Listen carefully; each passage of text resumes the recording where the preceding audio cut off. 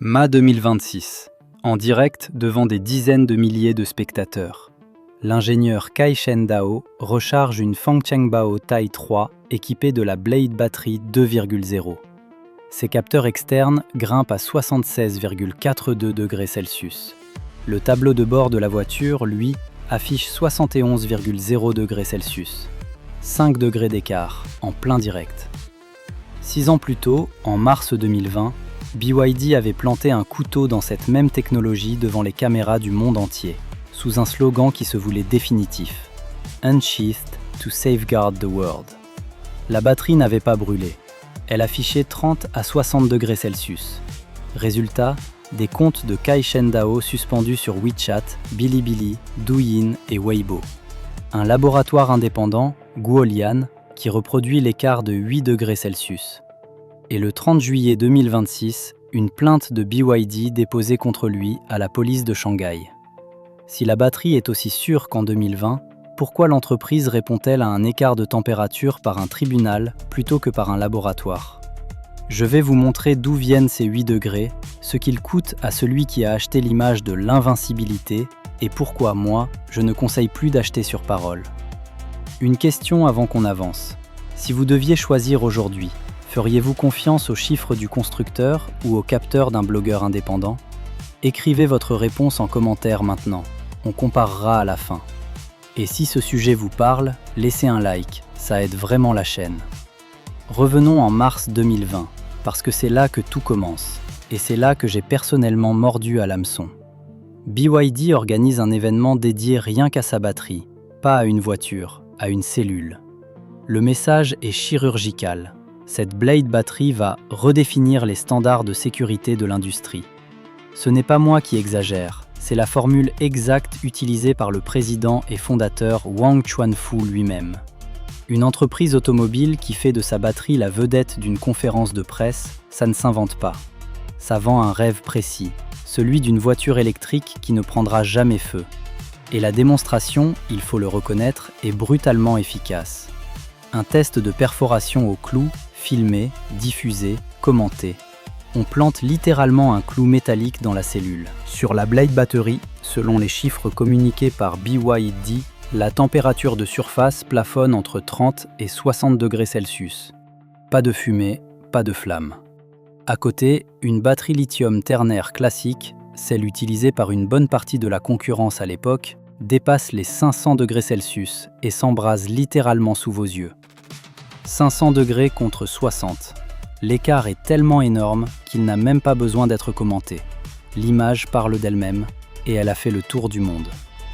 Ajoutez à ça les autres essais que BYD annonce avoir passés avec succès.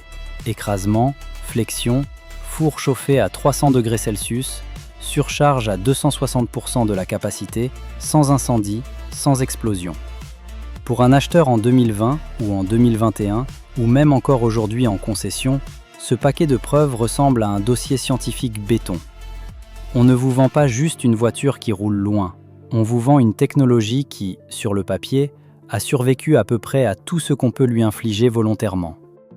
C'est exactement le genre d'argument qui fait taire les doutes d'un acheteur inquiet pour sa famille, dans son garage, la nuit, batterie en charge.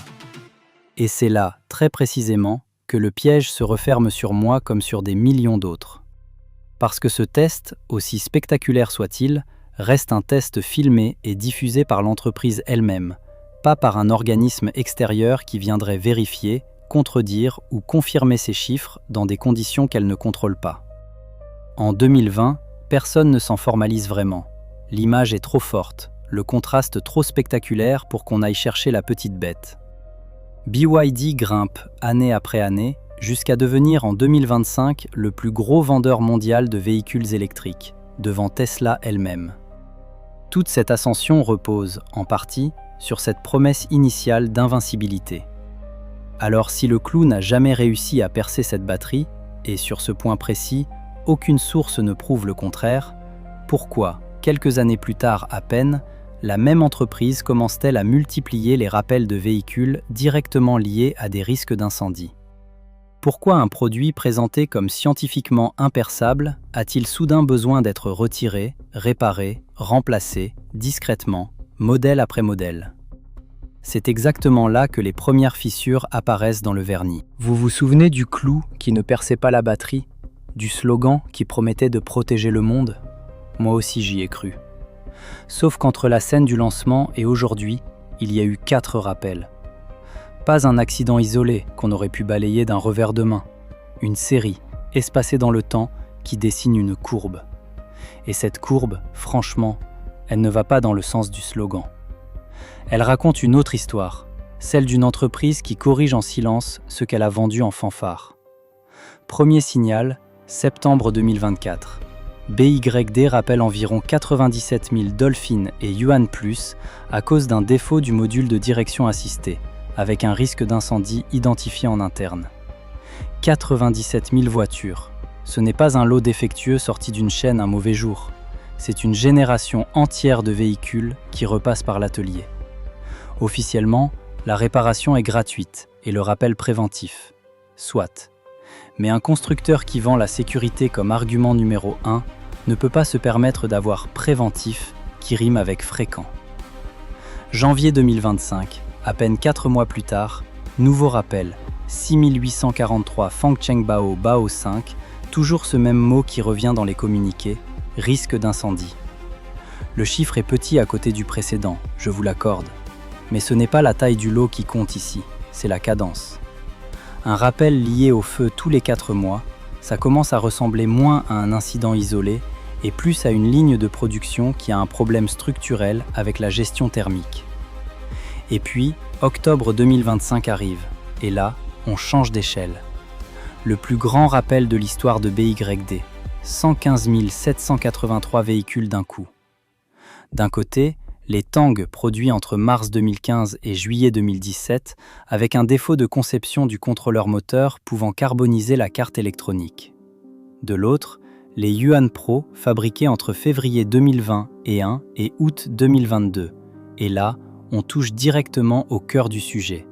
Un joint d'étanchéité mal posé sur le bloc batterie avec un risque d'infiltration d'eau après un passage prolongé en eau profonde susceptible de compromettre l'isolation électrique. Un joint mal posé, sur la batterie censée être ininflammable par conception. Vous voyez le décalage? On vous a vendu une cellule blindée, contre le clou, l'écrasement, le four à 300 degrés. Et le maillon faible, en pratique, c'est un caoutchouc d'étanchéité monté de travers en usine. Ce n'est pas la chimie qui flanche, c'est l'assemblage. Mais pour le client qui roule dans une flaque un soir de pluie, la nuance entre défaut de cellule et défaut de joint ne pèse pas lourd face au mot qui compte vraiment. Rappel. Ce qui m'a le plus fait tiquer, c'est janvier 2026. BYD India rappelle la SIL, cette fois pour un défaut possible touchant directement les cellules de la Blade Battery elle-même. Pas la direction, pas le contrôleur moteur, pas un joint. La cellule. Le composant qu'on nous a présenté 6 ans plus tôt comme la pièce maîtresse, la preuve scientifique, l'argument qui devait clore le débat sur la sécurité une fois pour toutes. Même la star de la démonstration au clou finit par apparaître dans une fiche de rappel. Alors soyons honnêtes 2 secondes, parce que je ne veux pas vous raconter une histoire plus sombre qu'elle ne l'est. Ces rappels sont, d'après les communiqués, préventifs. La réparation est gratuite. Aucune des sources ne documente d'incendie réel ayant fait des blessés sur ces modèles précis. On parle de gestion de risque, pas de catastrophe confirmée. BYD, sur ce point, fait ce qu'un constructeur responsable est censé faire. Il corrige avant que ça ne dégénère. Ça, il faut le reconnaître. Mais voilà ce qui me chiffonne et qui va nous occuper pour la suite.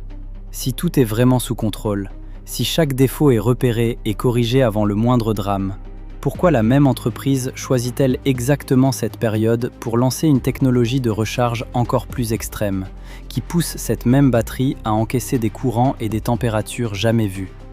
On ne calme pas un feu qui couve en soufflant plus fort dessus. Et c'est précisément ce pari-là que BYD s'apprête à faire. Vous vous souvenez du couteau qui ne perçait pas la batterie? Eh bien, en 2025, BYD a changé d'arme. Fini le test qui rassure lentement. Place à la vitesse qui doit impressionner. Le 17 mars 2025, l'entreprise dévoile sa Super e-plateforme, une charge mégawatt jusqu'à 1000 kW, avec une promesse qui fait rêver n'importe quel acheteur pressé. 400 km d'autonomie récupérée en 5 minutes. 5 minutes. Le temps de payer votre café. Sur le papier, c'est la fin de l'angoisse de la recharge. Dans ma tête de futur propriétaire, ça sonnait comme la promesse ultime. Plus jamais attendre. 1 an plus tard à peine, le 5 mars 2026, BYD remet une couche. Nouvelle génération, Blade Battery 2.0 et une charge flash qui grimpe cette fois jusqu'à 1500 kW. L'objectif affiché, passer de 10 à 97% de charge en 9 minutes. 9 minutes pour recharger presque intégralement une batterie censée, on nous l'a répété depuis 2020, être increvable et infaillible. À ce stade, on est censé applaudir. Moi, j'ai surtout commencé à me poser une question toute bête. Qui a vérifié que la batterie encaisse ça sans souffrir? La réponse arrive en mai 2026, et elle ne vient pas du service marketing de BYD. Le blogueur Kai Shendao organise un test en direct, en public, sur une Fangchengbao taille 3 équipée de cette fameuse Blade Battery 2.0. Il recharge le véhicule de 8 à 97%, capteurs externes branchés sur la surface de la batterie. Le verdict tombe en direct. Pic de température à 76,42 degrés Celsius. Sauf que l'écran de bord, lui, affiche autre chose, environ 71 degrés selon le système de gestion de la batterie de la voiture elle-même. 5 degrés et demi d'écart.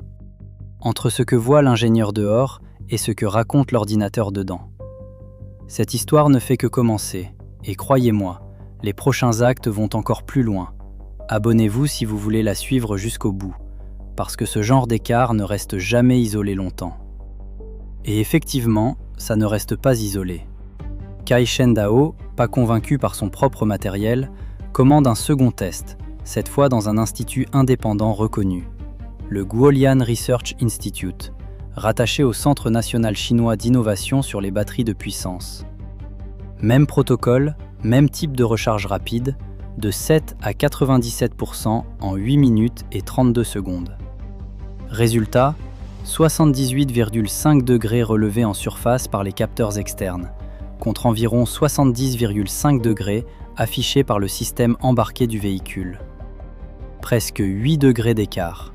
Reproduit, confirmé. 2 instituts, 2 mesures, le même schéma qui se répète. Et là, au lieu d'un silence gêné ou d'une contre-expertise publiée noir sur blanc, on a une déclaration. Sun Huajun, directeur technique de la division batterie de BYD, prend la parole en mai 2026 et balaie l'inquiétude d'un revers de main. Selon lui, la charge de 9 minutes n'endommage pas la batterie, appuyée sur 1000 cycles de tests internes, donc invérifiables de l'extérieur. Et surtout, il ajoute une phrase qui, personnellement, m'a fait tiquer. Le seuil traditionnel de 70 degrés pour les batteries LFP ne s'appliquerait tout simplement plus aux nouvelles technologies de BYD. Comme ça. On change la règle du jeu pile au moment où on la dépasse. Comprenez bien ce qui se joue ici. Ce n'est pas juste une histoire de degrés Celsius sur un thermomètre. C'est votre batterie, celle que vous rechargerez peut-être chaque semaine devant chez vous, qui chauffe visiblement plus que ce que le tableau de bord vous montre. Et l'entreprise qui construit cette batterie ne dit pas « on va vérifier », elle dit « le seuil ne compte plus ». Pratique, non? Quand la mesure dérange, on ne change pas le comportement de la batterie, on redéfinit ce qu'on appelle « dangereux ». Alors posons la question franchement. Si le système embarqué d'un véhicule sous-estime systématiquement, de façon reproductible, la température réelle de sa propre batterie d'environ 8 degrés, et si la même entreprise affirme dans la foulée que les seuils de sécurité qu'on utilisait jusque-là ne s'appliquent plus à sa technologie, alors qui, concrètement, a encore les moyens de vérifier tout ça de manière indépendante? Un blogueur avec des capteurs externes? Un institut de recherche qui reproduit le même écart 2 fois? Et surtout, comment réagit une entreprise quand ce genre de questions commence à devenir gênante en public? La réponse, vous allez la voir dans l'acte suivant, et elle ne passe pas par un laboratoire. Juin 2025. Pendant que je cherchais encore des réponses techniques sur cette batterie qu'on m'avait vendue comme indestructible, le département juridique de BYD, lui, cherchait autre chose. Des noms. 37 blogueurs poursuivis d'un coup pour diffamation. 126 comptes placés sous surveillance interne. Et pour motiver les bonnes volontés, des primes allant de 7 000 à 700 000 $ pour quiconque dénoncerait les organisateurs de ce que l'entreprise appelait des campagnes calomnieuses. On m'avait promis une révolution de la sécurité. On me livre une chasse aux sorcières budgétée. Le responsable de la communication, Lee Yun-fei, a tenu à préciser les règles du jeu. La critique et la surveillance sont bienvenues, mais pas le contenu fabriqué. Sur le papier, ça sonne raisonnable. Dans les faits, c'est l'entreprise elle-même qui décide, seule, ce qui relève de la critique légitime et ce qui relève de la fabrication, sans jamais publier le moindre contre-test indépendant pour trancher objectivement. Juge, partie et accessoirement plaignant. Vous voyez le problème. Prenez le cas de Long Diangdiangche, un garagiste chinois qui publiait des vidéos de réparation. Rien d'exotique. Il ouvrait des véhicules BYD, montrait ce qu'il trouvait et formulait des critiques sur la batterie, le moteur et les blocs de commande électroniques. Le genre de contenu qu'on regarde justement pour éviter de se faire avoir en achetant à l'aveugle. Sauf que ce garagiste avait déjà un passif judiciaire. Il avait perdu un procès similaire face à Ceres/Aito, condamné à verser 160 000 yuan. Un habitué du terrain glissant donc. Mais un habitué qui filmait ce qu'il démontait. En mai 2026, la cour d'appel a tranché contre lui une seconde fois. 2 millions de yuan à verser à BYD, soit environ 294 000 $, plus des excuses publiques obligatoires. Les juges ont estimé que ces affirmations relevaient de la diffamation commerciale et de la concurrence déloyale, faute de preuves techniques suffisantes. Autrement dit, ce n'était pas assez solide pour être vrai devant un tribunal. Très bien. Mais remarquez ce qui n'a pas été dit dans ce jugement. J'y reviens dans un instant, parce que c'est là que tout se joue. Parce que Longue n'est pas un cas isolé, c'est devenu une méthode, presque une industrie parallèle. En mai 2026, un décompte public a chiffré l'ensemble des prétentions judiciaires révélées de BYD contre des blogueurs à 6,9263 millions de yuan, soit environ 1 million de $. Comparez ça aux autres constructeurs chinois confrontés au même genre de critiques. Aito/Ima plafonne à 302 941 $, NIO à 88 235, Xpeng à seulement 14 706. BYD ne joue pas dans la même catégorie. BYD joue dans une catégorie à elle seule. Et c'est là que je dois être honnête avec vous. Même si ça m'arrange moins pour mon histoire, ces tribunaux n'ont jamais évalué la sécurité réelle de la Blade Battery. Ils ont évalué si un blogueur avait suffisamment de preuves pour étayer légalement ses accusations publiques. Ce n'est pas la même question. Perdre un procès pour diffamation ne veut pas dire que la batterie est saine. Gagner ne voudrait pas dire qu'elle est dangereuse. C'est un verdict sur la forme d'un discours, pas sur la substance d'une cellule au lithium. Alors posez-vous la question avec moi, parce que moi je me la pose depuis que j'ai vu ces chiffres alignés. Si la justice sanctionne un garagiste pour ne pas avoir suffisamment prouvé ce qu'il avançait, où sont, à l'inverse, les preuves suffisantes que la batterie fonctionne exactement comme BYD le prétend? Qui, dans cette histoire, a produit des protocoles de test indépendants, vérifiables, chiffrés, plutôt que des rumeurs balancées sur les réseaux sociaux? Parce qu'apparemment, quelqu'un existe. Quelqu'un qui n'a pas amené des suppositions au tribunal de l'opinion publique, mais des relevés de laboratoire. Cette personne s'appelle Tsai Shendao. Et ce qui lui est arrivé quand il a osé apporter des chiffres au lieu de rumeurs, c'est exactement ce qui suit. Et croyez-moi, ça n'a rien à voir avec un procès pour diffamation. Mi-juillet 2026, quelques jours à peine après la publication des résultats du Guolian Research Institute, ces fameux 78,5 degrés Celsius mesurés par capteurs externes contre environ 70,5 degrés Celsius affichés par le BMS du véhicule, les comptes de Tsai Shendao se retrouvent restreints, presque simultanément, sur WeChat, Bilibili, Douyin et Weibo. 4 plateformes, un seul homme, une seule semaine. La coïncidence de calendrier est frappante. Trop frappante, si vous voulez mon avis honnête. Officiellement, rien à voir avec BYD. Le Shenzhen Cyberspace Administration invoque un durcissement général de la réglementation sur les contenus de tests automobiles publiés par des médias indépendants. Une explication propre, administrative, presque ennuyeuse à force d'être neutre. Sauf qu'elle tombe pile au moment où un blogueur venait de démontrer, chiffre à l'appui, un écart de 8 degrés entre ce que le constructeur affiche à ses clients et ce que des capteurs indépendants mesurent réellement sur la même batterie. Je vais être honnête avec vous. Je ne peux pas affirmer que BYD a personnellement décroché le téléphone pour faire taire Tsai Shen-Dao. Aucun document public ne le prouve, et je ne vais pas inventer ce que je ne peux pas vérifier. Mais la chronologie, elle, parle d'elle-même. Le test sort, les comptes se ferment dans la foulée, et personne chez BYD ne lève le petit doigt pour s'en distancer publiquement. Vous appelez ça comment, vous, une simple coïncidence administrative ? Le 30 juillet 2026, l'histoire prend un tour nettement plus sérieux. Tsai Shen-Dao annonce sur Weibo que BYD a déposé une plainte contre lui auprès du commissariat du district de Songjiang à Shanghai. Il affirme avoir transmis aux enquêteurs des centaines de pages de protocoles d'essai, pas des rumeurs, pas des captures d'écran floues, des données de laboratoire signées. Ni BYD ni la police de Shanghai n'ont confirmé publiquement le statut réel de cette plainte, ni même son existence formelle. Réfléchissez une seconde à ce que cette séquence raconte. Un homme commande un test à un institut reconnu, obtient un chiffre gênant pour le constructeur et se retrouve non pas face à un contre-rapport technique signé d'un laboratoire indépendant, mais face à un dossier de police. Vous, qu'en pensez-vous ? Un fabricant de batteries devrait-il répondre à des degrés Celsius par des degrés Celsius ou par un commissariat de quartier ? Dites-le moi en commentaire, ça m'intéresse vraiment. Ce n'est pas un cas isolé, malheureusement. Rappelez-vous, dès juin 2025, le département juridique de BYD annonçait déjà des poursuites contre 37 blogueurs et plaçait 126 comptes supplémentaires sous surveillance interne, avec des primes allant de 7 000 à 700 000 $ pour toute information menant aux organisateurs de ce que l'entreprise appelait des campagnes de diffamation.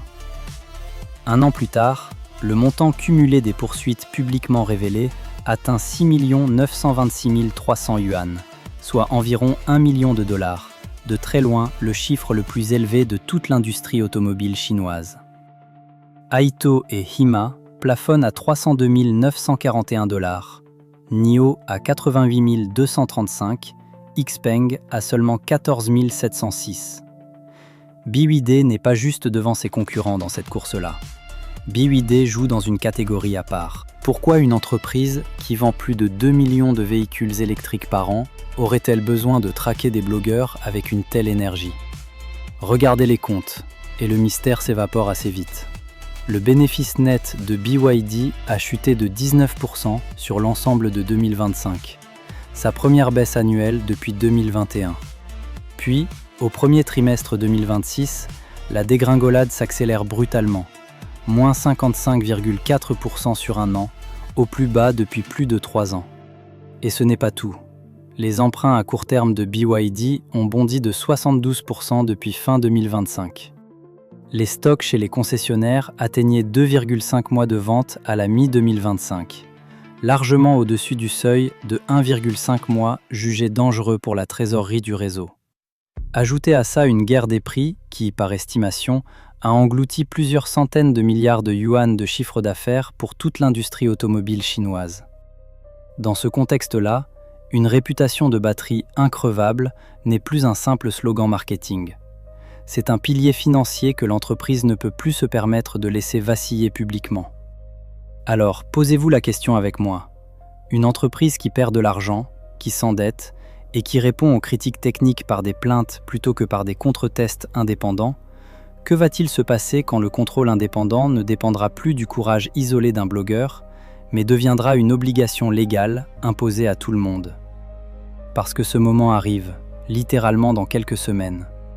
Un nouveau standard national chinois s'apprête à imposer, à toutes les batteries sans exception, une épreuve 2 fois plus sévère que jamais. Je vais être honnête avec vous.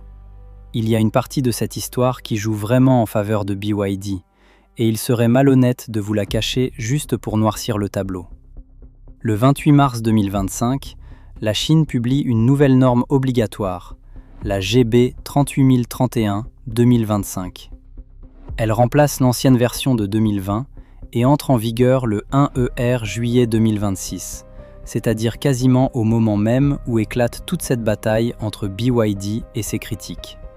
Coïncidence de calendrier ou pas, la norme, elle, ne rigole pas. Concrètement, cette norme exige qu'après un emballement thermique, ce moment où une batterie part en surchauffe incontrôlée, il n'y ait ni feu ni explosion pendant 120 minutes.